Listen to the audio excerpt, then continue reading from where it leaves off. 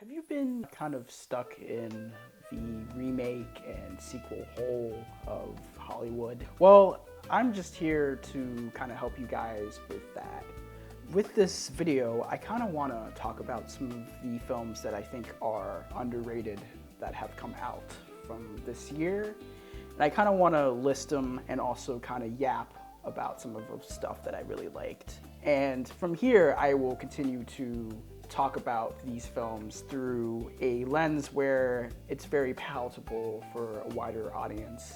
But also at the same time, I kind of want to, bullshit, because some of the films that I saw this year have been really been causing an impact in my life as of lately. And the reason why I'm kind of in a klutz with my mind right now is because I've seen too many goddamn movies.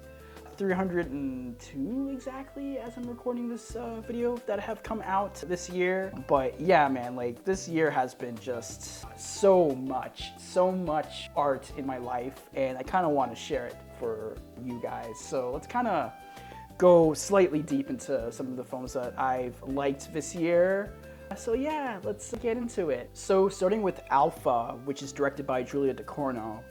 I recently just saw this film just a few days ago, and man, let me tell you, coming from her last two films, Raw and Titan, those films were really like condensed and contained with the themes of the body and how we use our body to commit ourselves to the world. And I think with Alpha, this is probably her most human film to date, as you're following a girl who has a tattoo on her arm that was needled from like a dirty needle. And from the beginning, she figures out that like this needle that she took is the catalyst of her eventual collapse as a person, as this film is taking place in the 80s in the middle of the AIDS crisis. And usually with these types of films, you understand and know some of the tropes that come with the drug genre or just anything to do with about the AIDS crisis. But I think with Alpha, what's mostly interesting about this film is the way Julia Ducournau decides to use the sickness of the AIDS crisis and use it in a way that feels very horrific, but also very surprisingly human. Some of these scenes where you see the patients who are sick with this disease, a lot of them are shown as like these marble statues, and as the disease progresses, the virus progresses, they become more marble and then eventually collapse like marble. And I wish I can show clips of this film, but once you see the kind of damage that these people get with like the virus, you'll start to kind of like understand like Julia's overall reaching narrative. And again, despite the film being, very tropey with its themes of family and also the AIDS crisis, which I've seen so many times before, I think Julia Ducournau, her direction just really makes it feel more different than the rest of the films that we've seen before in this type of field. But yeah, man, I really enjoyed Alpha. It's one film that I might actually revisit in the years to come if I have to go back and do a Julia Ducournau filmography watch. But yeah, this was very solid. And then I have Exit 8, which is a film which is based on a video game, and it's basically a bottle film where you're following a main character who is stuck inside of this train station. And from there, he's trying to figure out how to get out of the train station, because the train station has like this loop where when he walks around, the train station, it loops itself. So it goes back to the beginning of the train station. So he's kind of stuck through the whole train station. And it's a whole thing where you're trying to figure out why he's stuck and what happened and where the exits are or not are. It was a really interesting kind of concept, and I've never played the game before, but watching it in real time, seeing it on the screen, it was really interesting, and it does kind of lose itself past the hour mark, and it tries to stretch its like narrative too thinly, but even then I was still immersed with the experience itself. I recommend it for people who want to watch something new, but also want to watch like a bottle film that actually pays attention to the material at hand, and I do recommend Exit 8. And then next up I have two very good boys. One of them that deals with a dog, and another one that deals with a man who's chained like a dog. Good Boy, directed by Ben Leonberg, is a film about a dog who is suffering through a type of psychosis where their owner is being held captive by this unknown entity, and from there you're trying to figure out what is going on. And I enjoyed this film to the greatest extent. It does get to a moment where the film kind of loses itself well past the 30-minute mark, but even then I was pleasantly surprised by how the film is directed, and like how you're basically seeing the entire perspective of the dog and how they're reacting to what is happening around them. And quite possibly one of the best dog performances that I've seen, aside from maybe Anatomy of a Fall. But yeah, this one was really interesting. And the other one, Good Boy, directed by Jane Komasa, I've seen a few films from him, but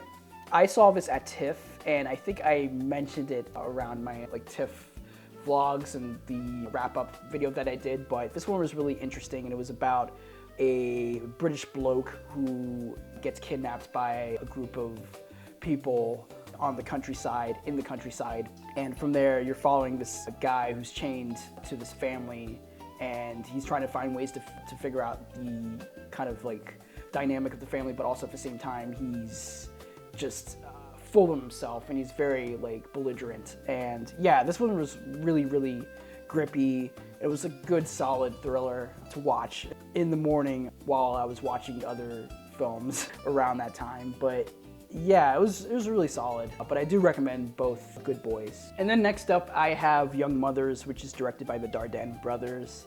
This is just a typical Dardenne brothers movie. If you've seen their films before, like The Kid on the Bike, there's other films that I could kind of mention, like 2 Days, 1 Night, Rosalie, The Child, The Son, The Promise. I've seen a lot of their films, and I've loved pretty much a lot of their films in their filmography.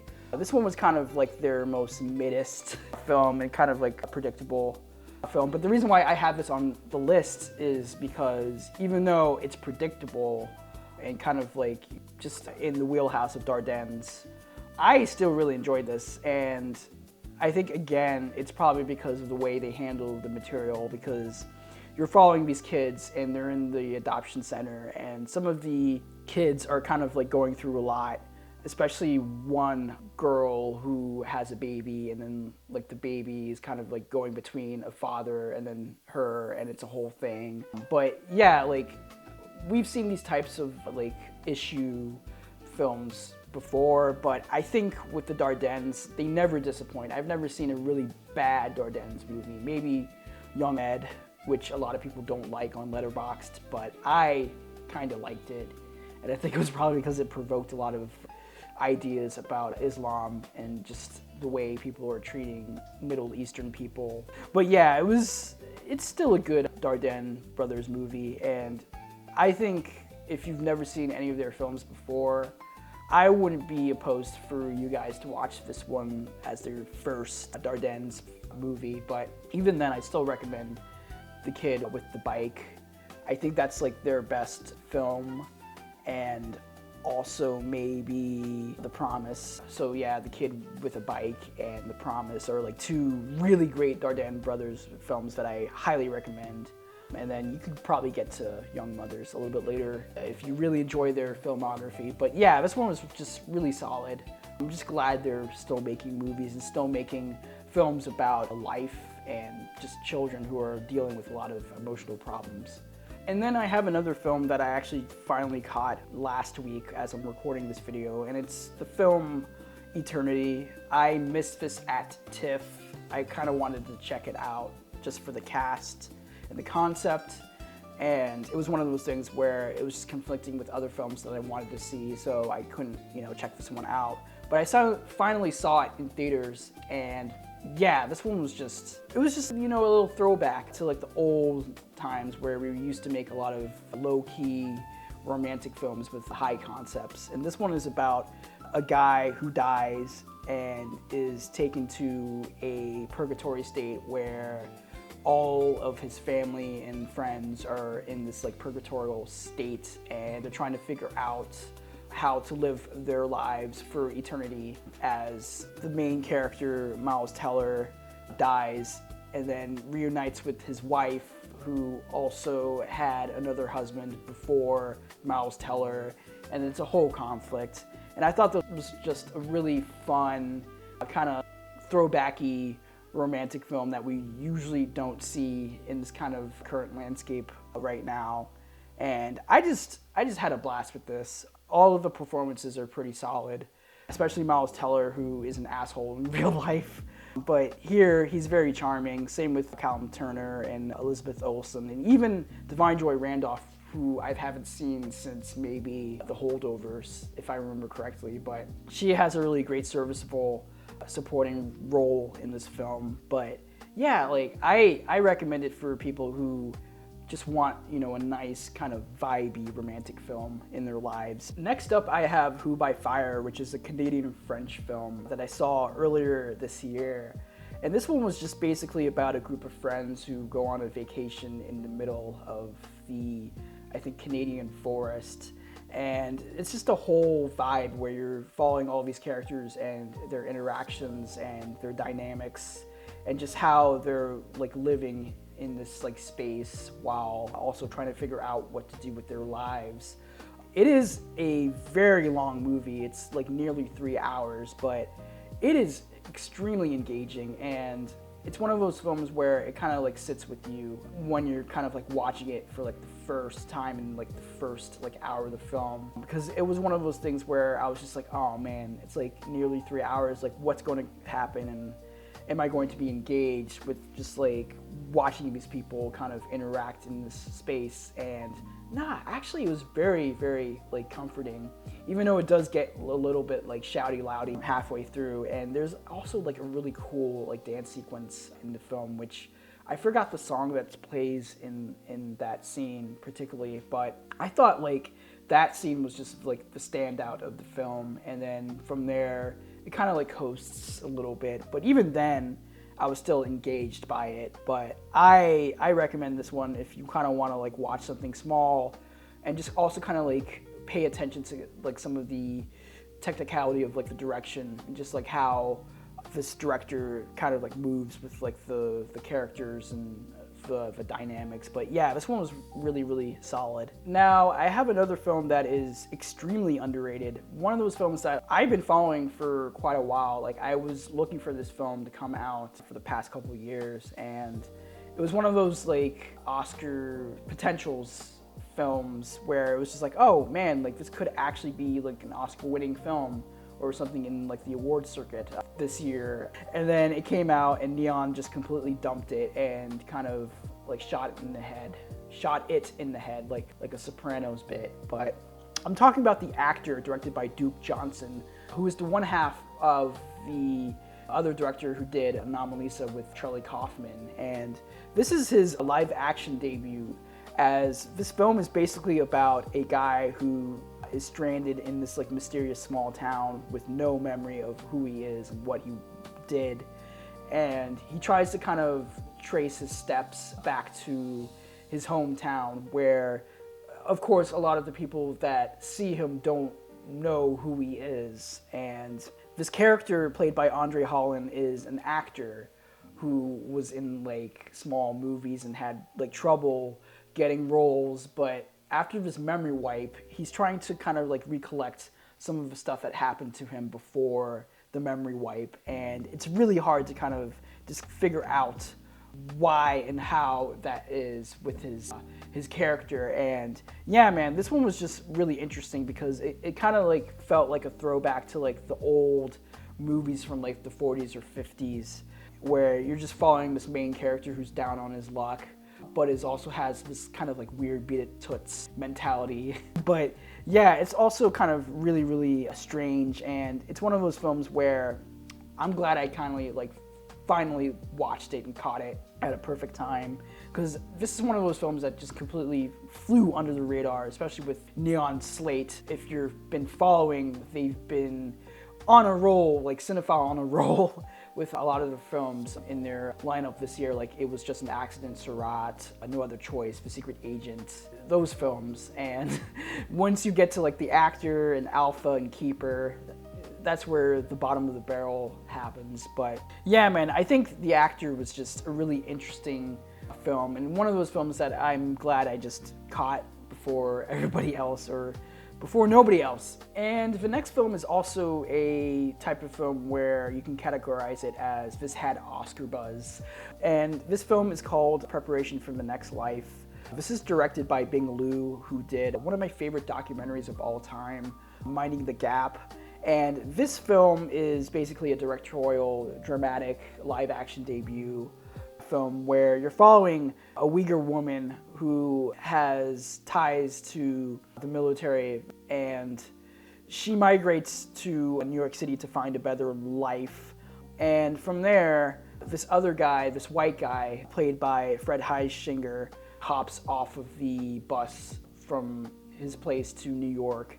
And these two characters intertwine and fall in love in the backdrop of New York City, where immigration is massive in that city. And I thought this film was very touching in some moments. I had a problem with where the film was going in the second half, but I do think it's a very promising directorial live-action debut, mainly because it has really great performances by one of the main actors in this film. I can't pronounce the actress, but I will put it on the screen here. But also Fred Heisinger, who I've seen a lot lately. He was just in Nickel Boys last year. He was also in Hell of a Summer, which was directed by Finn Wolfhard, which I kind of liked. That was another film that kind of like flew under the radar for some people. But I think here with Preparation for the Next Life, I was pleasantly surprised by just how the film was going with the whole character dynamics and just the whole thematic of immigration, and like how far we have come with this immigration metrics. But yeah, man, like it was an experience, and I think Bing Liu has a very promising voice in this cinematic landscape, and I hope he does get better chances this time around, because I think Amazon just morbs this film, as a lot of people have said on the Fantasy Film Ball server, which you should be following if you're really into the Oscars. But yeah, man, this one was just, it was kind of sad to watch Bing Liu just get his film out with no press, but it is what it is. It's just how things are right now. Now we're kind of getting into more of the films that I think are a little bit over the radar, but also films that I think still people haven't seen yet. And this one is Hedda, directed by Nia DaCosta, and this is a adaptation of the famous Hedda play. I've never read the play or seen the play before on stage or on film, so this film was kind of like new to me. But Tessa Thompson plays the title character, and her character is going through a lot where she's hosting a party and all of her friends are invited except for one person who had an entanglement with Hedda. And that causes a stir once this person appears out of nowhere at the party. And other characters are trying to stop what's happening at the party. And it's a whole thing. It's very bourgeoisie, kind of like I'm drinking, tea and just saying a lot of conscious things, academic things. But what is really great about this movie, for the most part, is Nia DaCosta's direction and Tessa Thompson's fireworks performance. She is just going off throughout the entire film. There is no wasted moment with Tessa Thompson, and even Nia Haas and Imogen Poots, which is a very crazy actress name. Imogen Poots, she got the poots, she got the poo-poots.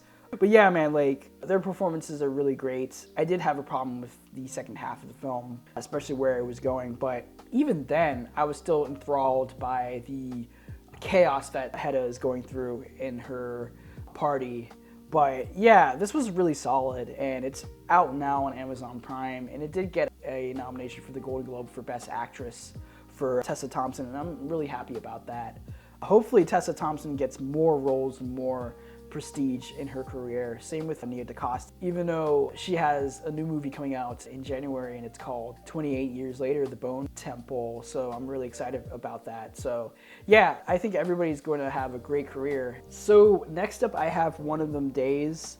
This film I saw mad early in the year. I think I remember it came out, I think it was like around January. And this was one of those films where I was kind of like hesitant to watch it because of like the trailer. I was just like, oh man, this is kind of, it feels like a streaming movie, and that's kind of like an insult to other films that kind of feel that way. But I'm actually glad I saw this in theaters because this one was just very throwback, like I mentioned some films on my list, but this really felt like a throwback film to like the earlier times of comedy films where a lot of improv is in play, but also at the same time, the actual improv is pretty freaking fire. And this is mostly coming from like Keke Palmer and Sis. Their performances are really funny, especially Sis, which I love her music. I love all of her albums. I never expected her to act herself, but also bring the fire to this story. Sure, it is predictable. Sure, it's one of those films that you've seen before. But I think like the dynamic between Palmer and SZA really make this film work as a whole. But yeah, this one was just really solid, and I'm just glad I saw this in theaters with a packed crowd that was actually laughing through most of the jokes. Now, this next film is one film that, I don't know, because like, I personally really enjoyed it. I had a blast watching it, and it was probably because it was one of those like frustrating watches where you're just like, what's going to happen? What's going on here? And it's The Surfer, which is a film starring Nicolas Cage. And right when I say Nicolas Cage, you're like, oh shit, is there any like Nicolas Cage freakouts? And to that answer, some, but it's actually very restrained, as you're following this guy who is vacationing back home in Australia, and he's trying to buy his house back because he has the funds to do so. And throughout this entire feature, this character, the surfer, is stuck in his Lexus the entire time as he's trying to buy this house and also try to communicate with the beach people on the beach. And a lot of the people on the beach are belligerent, disgusting, and are representative of the modern era of toxic masculinity. And the whole film is just wrapped around the whole idea of toxic masculinity, and it's a really crazy shit show. It goes into very dark and psychedelic places, and it's one of those films where personally I wouldn't recommend it if you're very queasy about stuff that makes you angry, makes you pissed off, and makes you very attentive to your own sensibilities. But I think Nicolas Cage, his performance in here is a career best, probably one of the best since Pig and the talent, whatever the fuck it was with the one he was doing a movie about himself. Yeah, I don't have like the full title, but that film. And I think here he's playing another character where you really like feel for him, but also at the same time you want him to shut the fuck up. But yeah, man, this one was just really fun to watch. So the next one is I cook the pasta, I make a rigatoni, and it's Diciannove. This film is Italian, and it's a coming of age drama where you're dealing with a 19-year-old who is trying to figure out whether or not he's going to go to college or not. He moves to his hometown to London to see one of his relatives. And from the start, he's just like, oh, I really like London. I think I'm going to stay here. I'm probably going to go to college. And then just like towards the end of the first act, he's like, oh wait, I don't feel like going to college. I'm going to go to college in this small town in Italy. And he does that, and he becomes dissatisfied by his choices. And it's a whole thing where you're following this character crashing out in real time trying to figure his own life path. And I really enjoyed the crazy, unhinged, and just hilarious vibe of this film. And it's probably because it's produced by Luca Guadagnino, so it has that very Eurocentric comedic vibe that you would usually see in his films like Challengers and bits of Queer. And he also has the editor, Marco Costa, on this film, so it feels like a Luca film, but it is directed by one of his proteges, Giovanni Tortorici. Bad pronunciation, but yeah, man, like I liked this film, and it's one of those films where it has a lot of like crazy unhinged moments. Like there's a scene where the main character is just searching the not alleged, but real photo of Justin Bieber's dick as it was leaked onto the internet, and it kind of like juxtaposes to his own desires and sexuality. But yeah, this one was just a really fun self-journey adventure odyssey. Ooh boy, this one is going to be really crazy because I did talk about this film on my channel and I have defended the hell out of it, but fuck it, we ballin'. I'm talking about Hurry Up Tomorrow. Yeah, y'all gonna hate me for this, but I had a blast watching this one. And I think it was probably because I understood the assignment, the fucking assignment, man. Like, I know that, like, Abel is trying to make a film that feels psychedelic and dreamlike in terms of dealing with a musician who has insomnia, depression, anxiety, and also trouble with relationships. But I think here, Trey Edward Schultz, his direction here is very dreamy, plays a lot with emotions, but also at the same time, it gets very unintentionally and intentionally hilarious. And I'm going to cue that scene that everybody talks about whenever we talk about this movie. Cue now. And I just want to help you, Abel, but you're not hearing me. Shut the f up. Shut up. What are you doing? What the f are you doing? I have to go right now. I'm getting calls. I have to catch a flight. I'm on a tour. And yeah, man, like, it's just one of those films where, I understand. It's one of those films where it's not going to be for everybody, but I think if we kind of have to compare this to another film, I would compare it to Purple Rain. And before people go like, oh shit, like, what are you doing? Why are you comparing this to Purple Rain? Let me kind of like put it down here. Purple Rain, the movie itself, it's not good. Prince's acting is not that good. Where are you? Answer me, motherfucker! But the music in that film, God tier.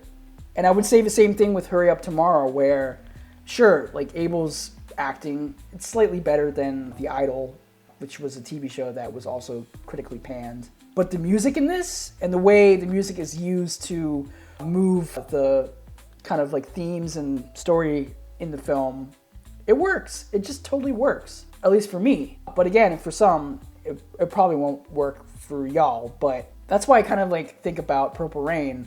Like, there's a lot of great like concert scenes and just montages of the music from the soundtrack. But also at the same time, you have Prince, who is a terrible actor. Same with Abel. So yeah, I think this is like the reason why I think Hurry Up Tomorrow is kind of like the Purple Rain of our generation, but not like in a cult status way, at least for a lot of people. But for me, it goes triple platinum in the Jack household. Now, this is another film that I actually briefly mentioned on this channel because I already reviewed it, but I want to just briefly say The Life of Chuck. This one was really good. This is mainly because it's Mike Flanagan's kind of spiral away from his typical genre, which is horror. And this time around, he's doing something different where it's a drama about a guy named Chuck who is the face of the end of the earth. And from the beginning, you see the film in its final act where the earth is about to die and all of these people are about to evaporate from the face of the earth. And from there, it moves on to the second act, which is basically the middle section of Chuck's life, where he realizes that he's going to die and all the people around him who love him aren't going to be around with him anymore.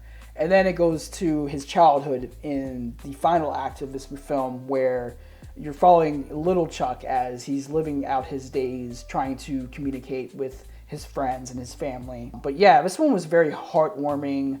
It kind of gave me the feels, but also at the same time, it's very existential, and it has a lot of really great moments, especially the dance sequence in the middle of this film, which I still am thinking about till this day. But yeah, this one was really nice.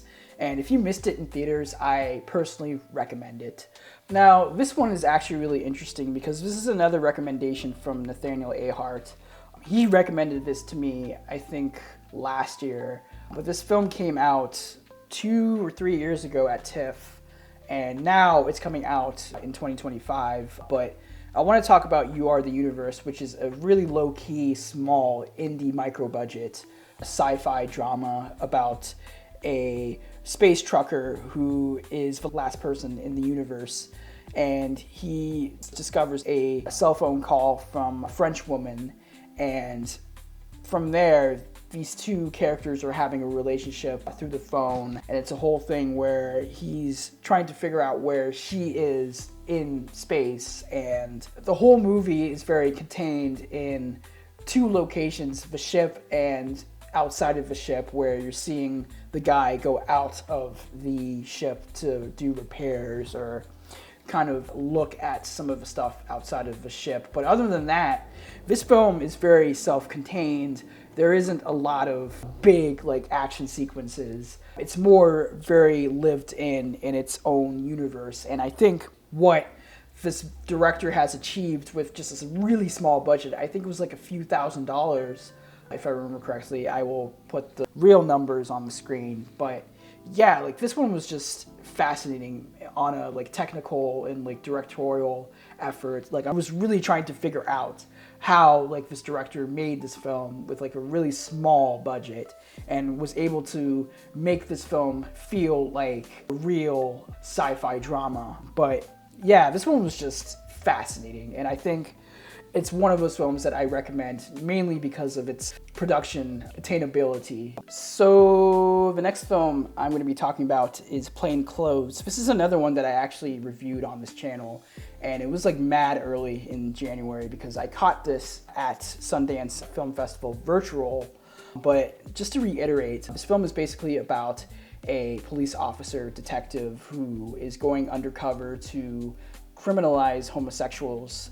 And the catch is he's actually gay. So it's a whole thing where you're following this main character who's trying to figure out what's going on with this case, but also at the same time, he's gay. He's falling in love with one of his suspects. And it turns into a whole thing where he has a moral dilemma of himself and the people around him. But I really liked this one, and it's probably because of Russell Tovey's performance in this, and Tom Blythe's performance also as well.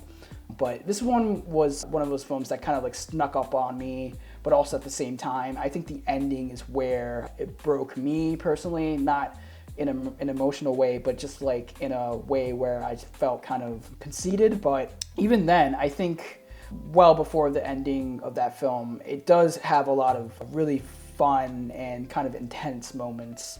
But if you did not catch this film at the Sundance Film Festival, it's out now on VOD, and I personally recommend it. So the next film that I'm going to be talking about is Freaky Tales. This is directed by Bowden and Fleck. This film takes place in Oakland, and it's dealing with a couple of misfits in Oakland City. And I really enjoyed this film. It's playing a lot with like genres from like horror, sci-fi, comedy, musical, with some of the characters showing up as musicians like Too Short and Normani. And then you have other characters like Pedro Pascal and another cameo character that I can't really spoil because it's a cameo. But man, like I really liked this one, and I think it's probably because of the fact that it's playing with a lot of like genres. There's like a time jump between some of the characters that are going through a lot of changes, but it's also dealing with just revenge in a way where it feels like a Pulp Fiction. But yeah, like I think this was just so imaginative in some ways. It does get like a little bit rough around the edges when you're starting to follow some of the threads, but even then the messiness of Freaking Tales is what exactly entices you to really enjoy the film. But yeah, man, and it's another year where we see I think Pedro Pascal flexed his leading man status. But yeah, this one was like really fun. So The Ballad of Wallis Island is actually a really small film dealing with a musician who decides to go to a small island to perform their songs for a group of people. But the catch is, it turns out this small island only hosts about 4 people, and one of them is the guy who is a mega fan of that musician. And it's a whole thing where these 2 characters are trying to figure out how to do the concert, but also at the same time, there's not a lot of people on the island. You have Carey Mulligan, who's in the middle of the mix, who really likes the music and wants to kind of figure out the ways to comfort the musician. And this one was really fun. It's very light. There's a lot of like comedic moments, especially coming from Tim Key, who starts out pretty annoying with his character, but then eventually becomes a very wholesome person. And by the end of the film, you really feel for all these characters and how they're going about with this issue in the island. But yeah, this one was really nice, and I really liked the songs also as well. It's very folky, vibey, and just a hell of a blast, and I recommend it. And then the next film that I have here is After the Hunt, directed by Luca Guadagnino. I already talked about this film on my channel. You can go like super deep into the review over there, but I will continue to say that I think this film is kind of like misunderstood, mainly because of how the way a lot of the themes go in terms of like dealing with like cancel culture around generations of the young and the old.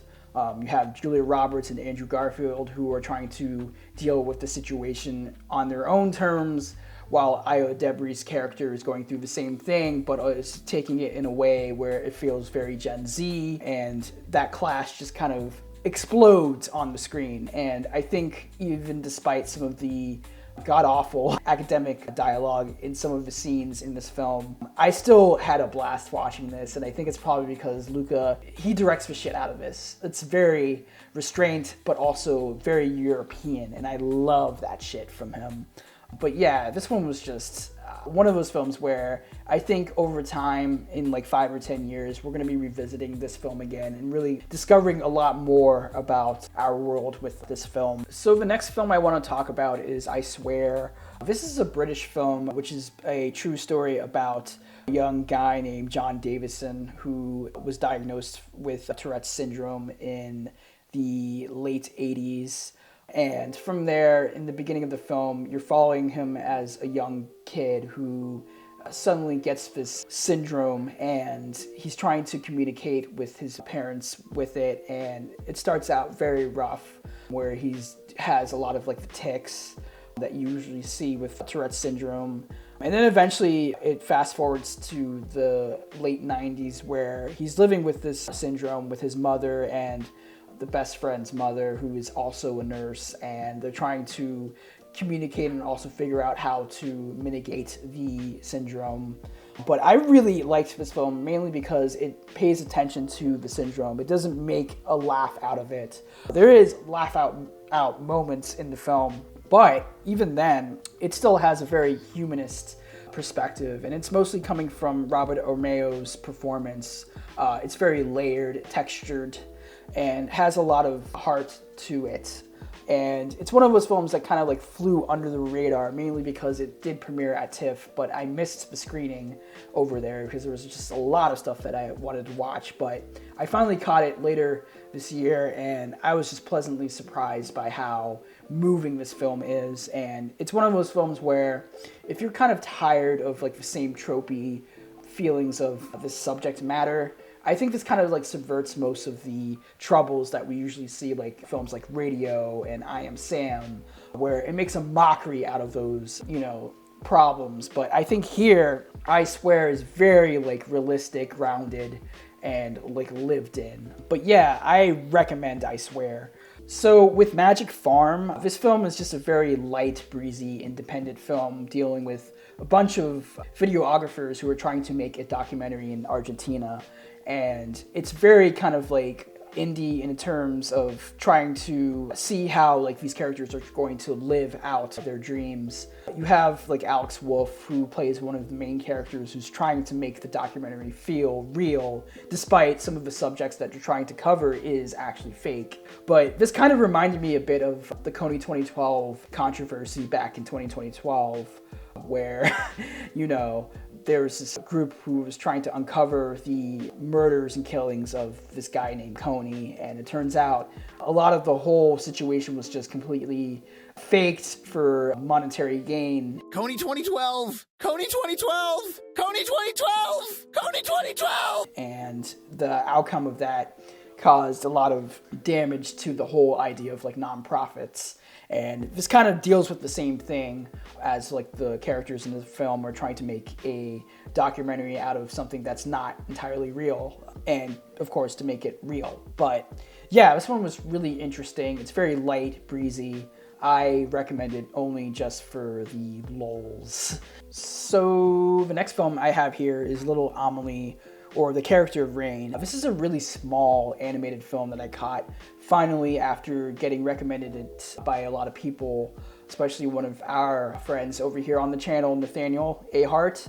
This one was really interesting because it plays a lot with childhood memories, but in a way where you're seeing the perspective of this young little kid growing up to be a god, as the film kind of characterizes this main character, Amélie.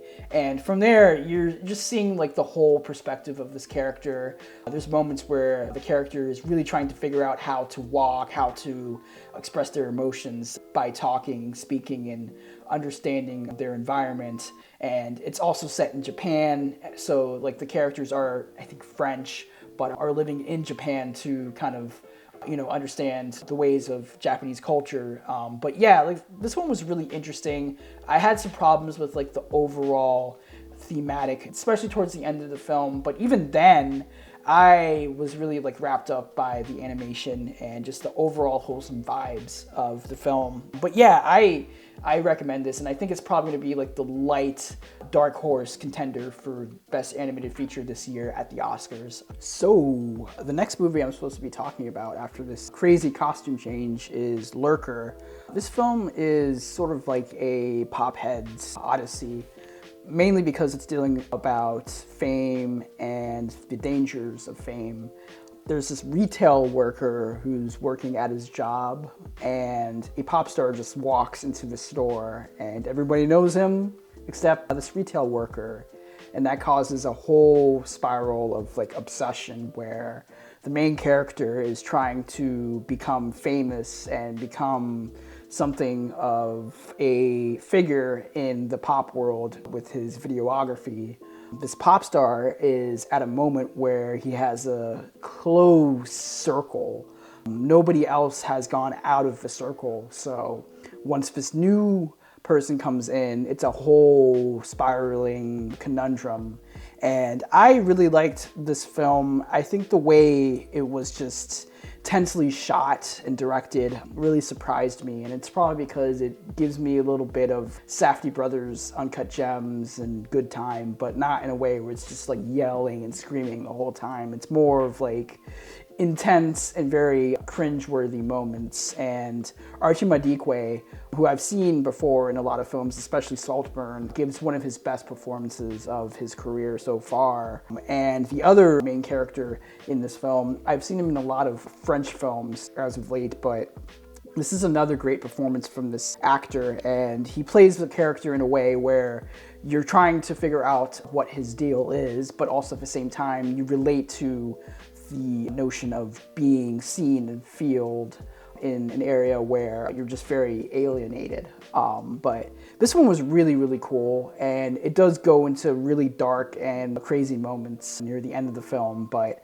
I was really thinking about this film once the film ended, and I want to like continue on with some other films here that I want to mention. So this next film I'm going to talk about is Urchin. This is a directorial debut by Harris Dickinson, who I've seen a lot lately in some films like Triangle of Sadness, Beach Rats, And Harris Dickinson, his direction in this is very lived in and realistic, as you're following a homeless guy who is at a point in his life where he can't continue on with the life that he's living, and he decides to rob a man off the street and is thrown back into the prison system for a little bit. But then once he gets out, he has to readjust again to society, and this time around he's really trying hard to adjust. And he starts out working at a kitchen in some small area in London, but then eventually it turns into a whole thing where he can't just like keep up with the pace of the work industry and just all the other factors that are coming at him. But what is also strange about this film is, with its realism, it actually blends to psychedelic manner, where Harris Dickinson is constantly throwing a lot of weird dream sequences to kind of play up with Frank Delane's performance. And where it ends pretty brutal. But I think Harris Dickinson, like, his direction in this is very, very cool, and it's one of those performances and directorial efforts where I really respect what is going on the screen, especially when Harris Dickinson appears as one of the characters who is well adjusted to past his homelessness and is now living with his relatives, and that causes a whole stir between Frank Delane's character and Harris Dickinson, who Frank Delane's character is just like going out of his way to try to stay out of the chaos, but also at the same time he can't help himself.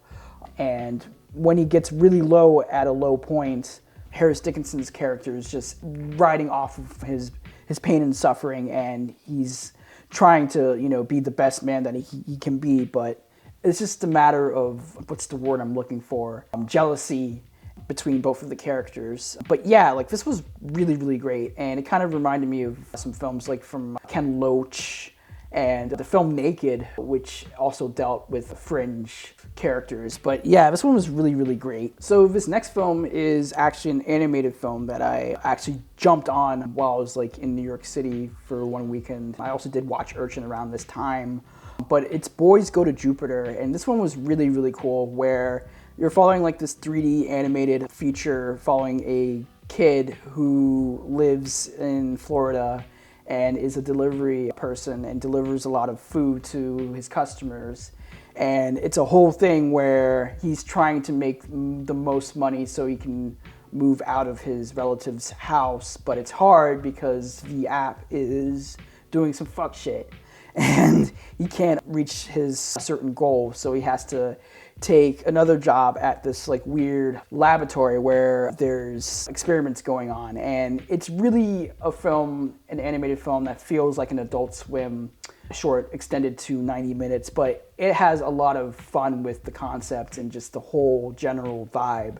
There's a moment in this film where you're following the main character and one of the customers is on the other side of the door, and it turns out like this customer is just collecting a specific type of food to just try out, just to see which restaurant is the right one for him. But there's just other weird characters that appear in this film, and it was just really nice to just see like an adult animated film that is just playing a lot with referential humor and just weird situations. But yeah, this one was really nice, and honestly, for me, like, the more I think about it, I think it's one of my favorite animated films of the year. Maybe aside from like K-pop Demon Hunters and Little Amélie, but this one was just really nice, and it's just one of those things, like, I really hope it does pick up during the award season, but it's probably not gonna happen. But yeah, man, this one was really, really fun. This next film is one that I actually talked about on this channel earlier back in January. I saw it at Sundance Virtual, and it's Twinless.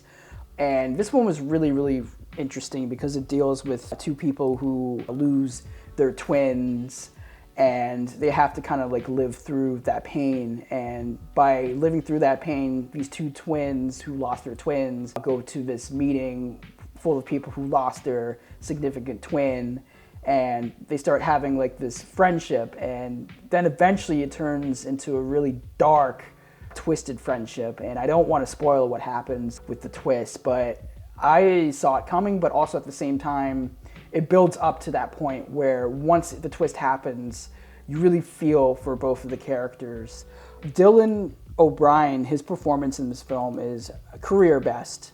I haven't seen like a performance where he's really committed to the bit, really pulling a lot of like his dramatic chops. There's a moment near the end where he's just like angry and crying, and you just really feel for that character and the acting that's going on the screen.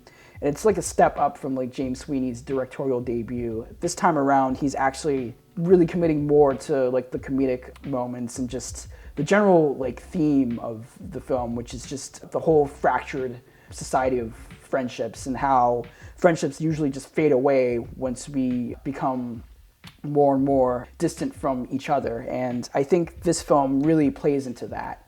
And it also really plays a lot with like grief throughout the film. But yeah, this one was really, really great. And if you want something like very indie, this is the one that I think you should definitely recommend and check out for consumption. Now, this next film is something that I kind of wanted to like review when it came out, but I was just like so busy with like school and film festivals, the fall film festivals, and I finally got to watching this film just a few weeks ago.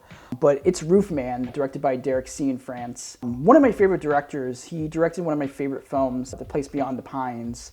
And this one is really interesting because when you see the trailer, it does feel like a studio-driven film, but in a way, Derek Cianfrance actually plays a lot with like the studio-friendliness of the story, but in a way where it's also still his type of film. And it's following a guy who is a robber, robs a lot of McDonald's places for a living.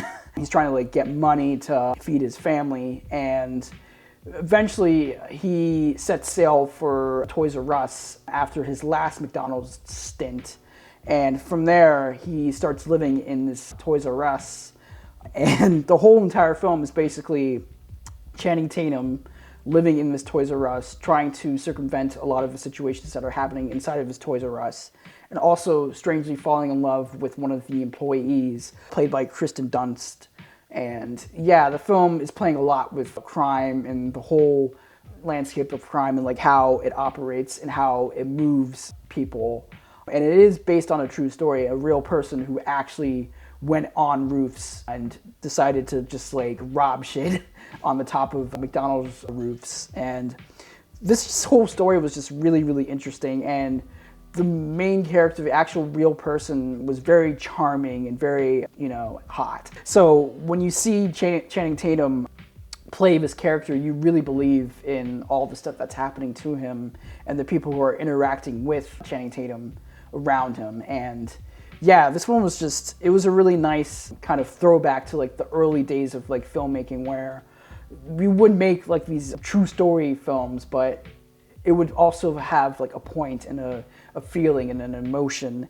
And I think Roofman really brought that back, personally for me. And I hope it does for a lot of people who really want that like catch or that vibe. But yeah, this one was really great. And I think it's probably one of Channing Tatum's best performances since like the 21 Jump Street movies and the Steven Soderbergh movies he did before Steven Soderbergh retired for a little bit and then came back.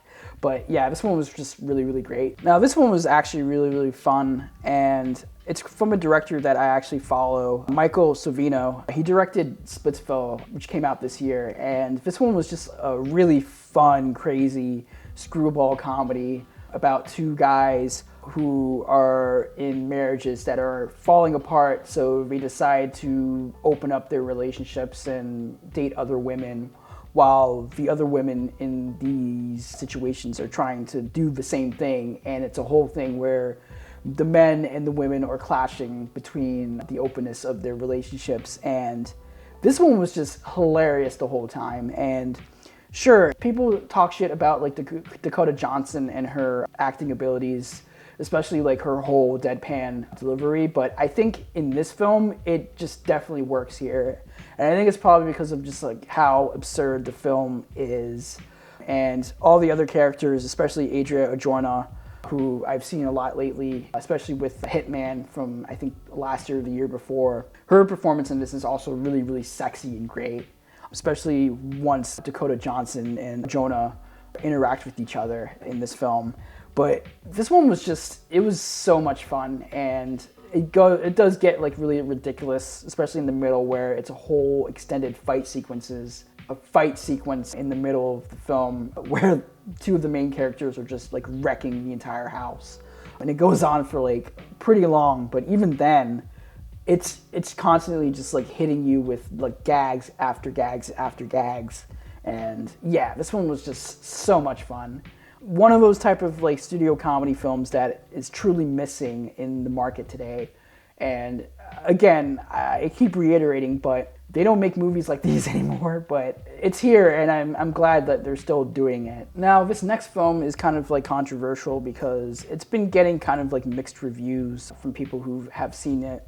I watched it in theaters. I missed it at TIFF. I really wanted to check it out, but finally watching it, I was just like, you know what? I think a lot of people were kind of like misconstrued or mistaken by the way this film was handled. And I'm talking about The Smashing Machine, directed by Benny Safdie. This one was really interesting because it's following a real-life UFC fighter, Mark Kerr, who basically was one of the peak fighters in the sports field. And Dwayne Johnson plays this character with such humanity and grace and honesty, and it's one of those type of performances where you see like the full-on makeup, like the voice change Dwayne Johnson does, and by the time like the 10-minute mark ends and it goes like well past that, he's just lost in this role. And I think that's personal for me because I've seen a lot of Dwayne "The Rock" Johnson films well past, you know, his early career, and he's, you know, playing himself the whole time. He's constantly bombastic and ego-filled. But here, like, he's very human, and he's just playing a guy who really is dedicated to the sport. And the whole, like, camaraderie of just being, you know, the best athlete. And once he loses, like, one match in his life, like everything just like starts to fall apart. His marriage starts to fall apart. The people around him are starting to kind of like really feel his depression. And I think Benny Safdie, despite, you know, this being kind of like a shot-by-shot remake of like the documentary, which I actually saw way before, you know, the film, to kind of like understand what Mark Kerr went through throughout his career. Even though it does do like the shot-by-shot remake from like the documentary to the film with like the opening of like the fight with like the CRT aesthetic in the film, in the first scene, like his visit at the doctor's office, interacting to the information that this other person's talking about with like the whole sport and like how violent it is, to just the home life where he's hanging out with his wife and his wife is making shakes and trying to, you know, work out together. And even then, like, I still think this film really like goes down deep into like the whole idea of like athleticism and like how these people can like push themselves really hard to the point where they start to break mentally and physically. And I think Dwayne Johnson really played this character so well with just the grace and like feeling of Mark Kerr. And yeah, like I think that's the reason why I personally like took the film. It's very unconventional. It's not doing like the whole like rise and fall story, and where it ends, it's not like, oh, and then they live happily ever after. It ends pretty realistically in a way where you feel for Mark Kerr and like his entire journey. And sure, like it does kind of speed run to that point, but I think Benny Safdie plays it more of like the cinema verite style of just like pointing the camera like a documentary and like letting the actors act out these real scenarios. And I think I really took it as like a really fascinating take of like this type of genre. But yeah, I personally recommend it. I totally understand people being turned off by the way Dwayne Johnson is marketing this film, you know, especially in the way where it's just like, oh, he deserves his Oscar nomination. Not really. There's more roles for him to kind of prove himself to get to that point. But I think for me, watching it, I was just like, yeah, I feel like he kind of earned it with this one, especially the way he's handling the material at hand. But yeah, that's just me. We move on to the next film over here, and it's actually not a film, it's a couple documentaries. Honestly, I think this year has given us probably the best batch of documentaries. I've seen like way too many documentaries. I'm kind of like in the middle of one right now, which is about Martin Scorsese's life on Apple TV called Mr. Scorsese. But I've seen like way too many goddamn documentaries like Predators, the Jeff Buckley documentary Pavements, which is about Pavements, the band, Grand Theft Hamlet, which was about a group of people who act out Hamlet inside of the Grand Theft Auto server, Afternoons of Solitude, which was about bullfighting, directed by Albert Sierra, The Encampments, which is basically about the whole Gaza situation in college campuses. You have Deaf President Now, which was about a group of deaf people who were trying to elect a deaf president of their college, which was actually real. Megadoc, which is obviously about the making of Megalopolis by Francis Ford Coppola. Put Your Soul on Your Hand and Walk, which was about a journalist who was uncovering the Gaza war by cell phone footage of the other person on the other side of the FaceTime video, just telling the whole like story behind it all before this person died after the documentary came out. Then you also have The Best of Me, which is one of my mutuals documentary about the Bjork killer, and it's just basically raw footage of the Bjork killer from like the timeline when he started to stalk Bjork to him killing himself on camera.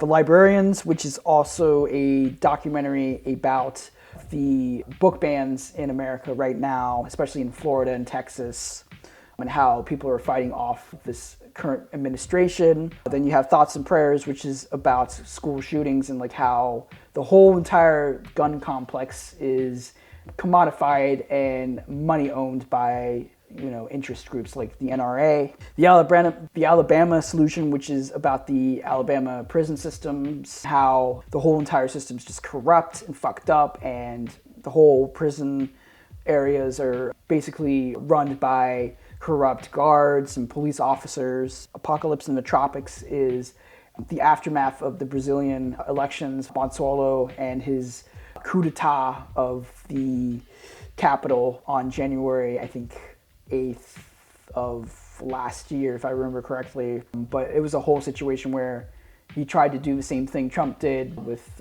January 6th, where he had all his supporters try to storm the capital of Brazil and take the elections away from the free and fair people. And then you have The Perfect Neighbor, which is probably, I think, the most seen documentary on Netflix, where you're following this neighbor who harassed and stalked all of her other neighbors in this like secluded suburban area, and that caused a whole racial divide. And then you have the Pee-wee documentary, which was about Pee-wee and his story and like how he came up to be, and then eventually the whole fallout of him, leaving himself at a porno theater and his whole like downfall, and then eventually his demise. But yeah, like I've seen so many goddamn documentaries. Like I've seen way too much. I'm still like in the middle of my documentary adventure, but yeah, I think the documentaries this year, they were pretty lit. I haven't seen a really terrible documentary this year. Actually, scratch that. We'll talk about that in my worst of movies of 2025. But yeah, I think that's basically it. This is my underrated films of 2025 list. Most underrated films of 2025. Yeah, this one was like really long because I think 2025 was just, it was so great. Like I've seen so many like great films. I've learned a lot. I've learned a lot about different perspectives and just how a lot of these like artists are trying to tell their stories in like different ways. And I think this whole entire year has been just so blessing, so moving, and I've learned a lot about just how cinema is moving right now. But if you liked this video, subscribe, like, do the thing, what you gotta do. So as I was saying before, my battery died. Yeah, like that's basically it. This is my most underrated films of 2025. I hope you guys enjoy like this really long video of me just yapping about films that I've seen this year that were the most underrated. But yeah, man, like I'm trying really hard to like do my best of list. It's been hard. I've seen too many goddamn movies. But just to kind of like give you guys a treat, I'm going to be doing my worst of pretty soon, so you gotta stick around for that one, because I usually go really crazy with my picks and editing and just whole general vibe of, you know, these lists. But yeah, like, subscribe, like, do whatever you can to like spread the word out. Keep watching movies, do what you can to like keep the art going. Thank you guys so much. Peace out.